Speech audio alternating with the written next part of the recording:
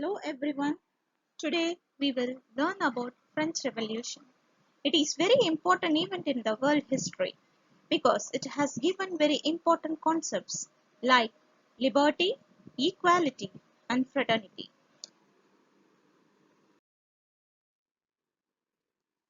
French Revolution has many reasons like economic, political and social reasons. But first of all, we have to understand about the background of the French Revolution. Today, we often take the ideas of liberty, freedom, and equality for granted.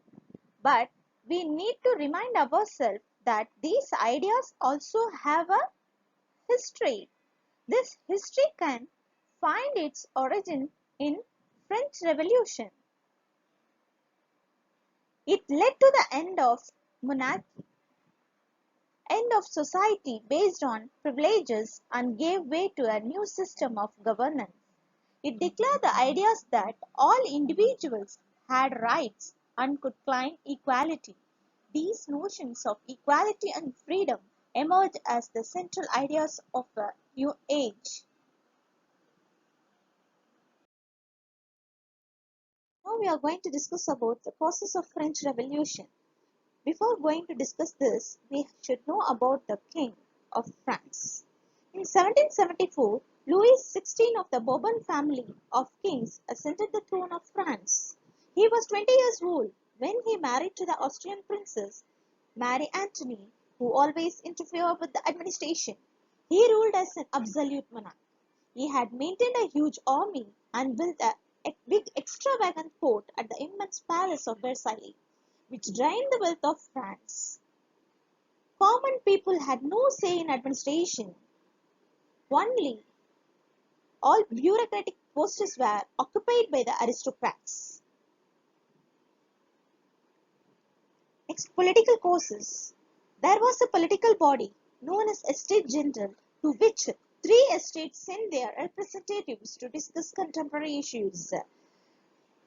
Three estates means French society divided the people into three estates that we will discuss in next slide. Okay.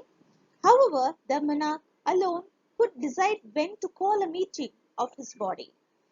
The last time it was done was in 1614.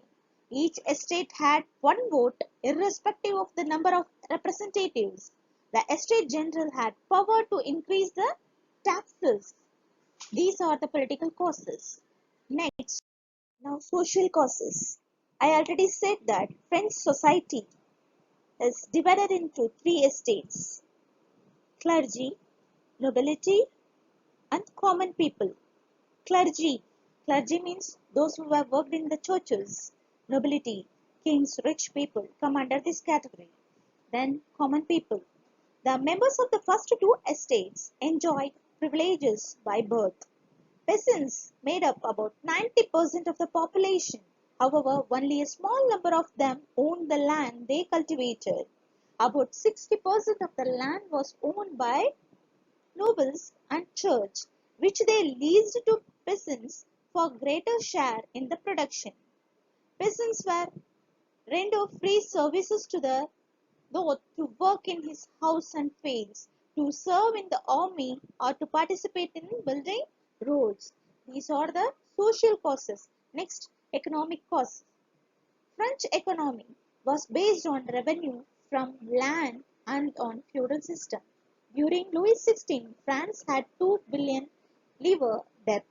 The government charged huge taxes from third estates. From third estate. These included a direct tax called tailing and a number of indirect taxes which were levied on articles of everyday consumption. First two estates were exempted from paying taxes to the state. The church too extracted its share of tax called tithes from the peasants. These are the economic causes. These made the people to start revolution. Next one, useless wars. In 1776, France helped 13 American colonies to gain their independence from Britain. These added more than a billion livres to a debt of 2 billion which reached 3 billion now. So what happened?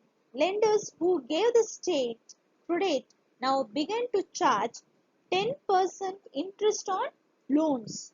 The French government spent and 43% of its budget on interest payments alone. To meet its regular expenses such as the cost of maintaining army, the court, running government offices or universities, the state was forced to increase taxes. Then, an extreme situation when the basic means of livelihood are endangered. Now, people were standing long queues for bread. The population of France rose from about 23 million to 28 million in 1789. This led to a rapid increase in the demand of food grains. Production of grains could not keep pace with the demand. This led to inflation. Things become worse whenever drought or hail reduce the harvest.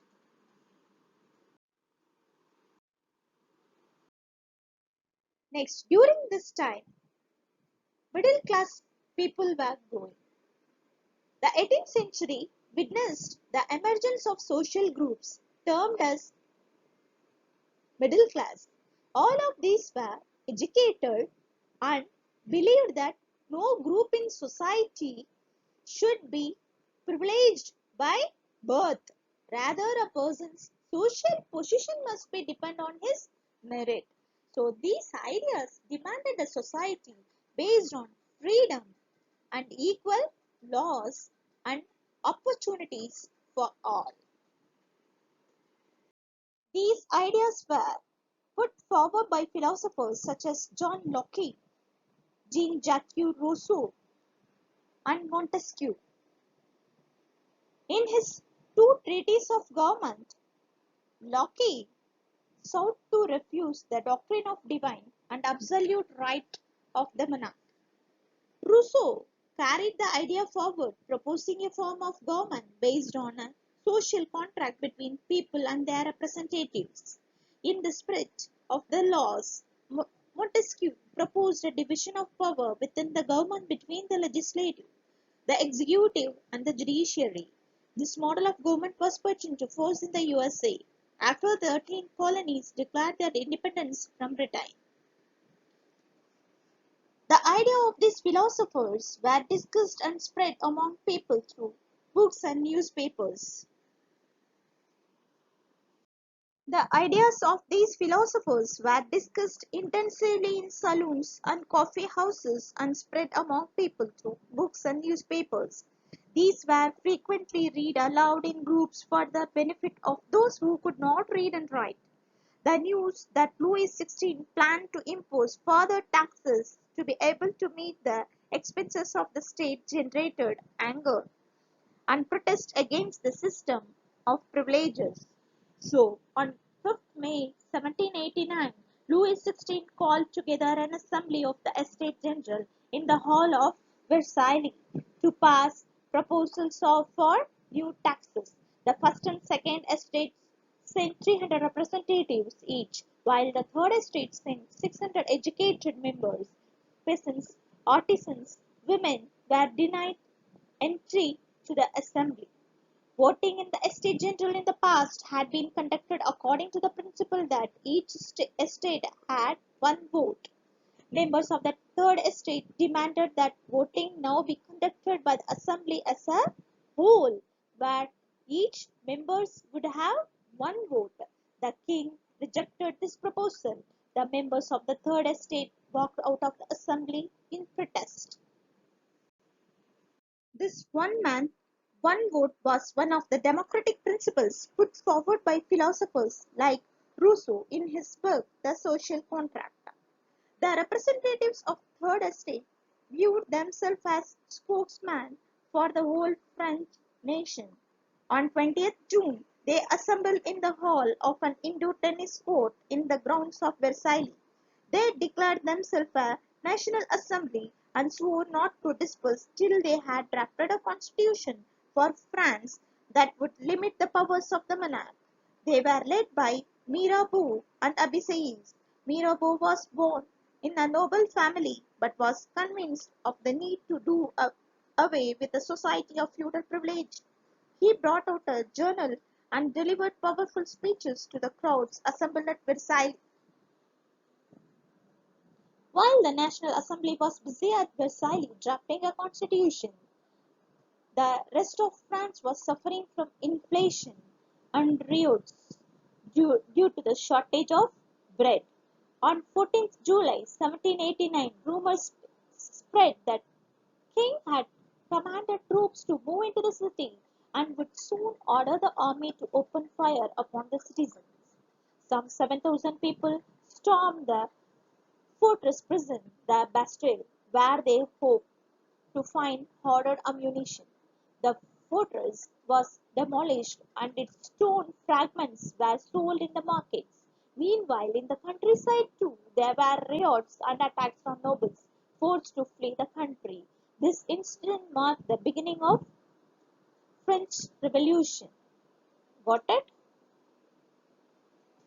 Next, constitutional monarchy. In 1789, National Assembly completed the draft of constitution. On 4th August, Louis XVI finally accorded recognition to the National Assembly and accepted the constitutional monarchy. On the night of 4th August 1789, the Assembly passed a decree abolishing the feudal system of obligations, taxes, privileges, tithes, and land confiscated from church. As a result, the government acquired assets worth at least 2 billion livres. New constitution. The National Assembly completed the framing of constitution in 1791 with an aim to limit the powers of the monarch. Powers were now separated and assigned to three different institutions: the legislature, executive, and judiciary. This made France a constitutional monarchy. The Constitution of 1791 vested the power to make laws in National Assembly, which was indirectly elected, that is, citizens voted for a group of electors who in turn chose the assembly.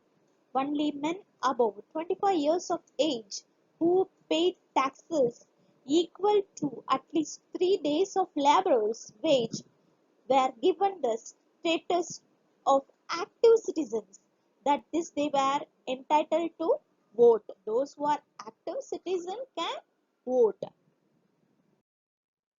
Passive citizen, next one. The remaining men and all women were classed as a passive citizen. That means passive citizen can't vote. So, to qualify as an elector and then a member of the assembly, a man had belonged to the highest bracket of taxpayers. The constitution began with the Declaration of the Rights of Man and Citizen. Rights such as right to life, freedom of speech, freedom of opinion, equality before law were established as natural and inalienable rights, that is, they belong to each human being by birth and could not be taken away. It was made the duty of the state to protect each citizen's natural rights. They declared some rights of man. Okay. Uh, See, men are born and remain free, equal rights. The source of all power resides in the nation. The aim of every political association is the preservation of the rights of man. Liberty consists of the power to whatever is not injurious to others, and law has the right to forbid only actions that are injurious to the society. Law is the expression of the general will. All citizens have the right to participate framing laws directly or indirectly. All citizens are equal before it. No man may be accused, arrested, or detained except in cases determined by the law. These are the Declaration of Rights of Man. Okay. Next one. Let's take a short recap. So far we discussed about French society during the late 18th century had divided into three estates, and the struggle to survive, increase in population, increased demand for food grains, prices of bread rose, low wages of workers, and how subsistence crisis happens, bad harvest, increase in the price of bread, wages did not keep pace with increase in prices, gap between the rich and the poor, and a growing middle class. Then the role of philosophers in the French Revolution, John Locke, Rousseau, and Montesquieu, and also outbreak for the revolution. France became a constitutional monarchy. Power was distributed among the legislature, the executive, and the judiciary. Rights like right to life, freedom of speech, equality before law, etc. were introduced. So, leftover topic in this concept map we will discuss in the next part. Okay.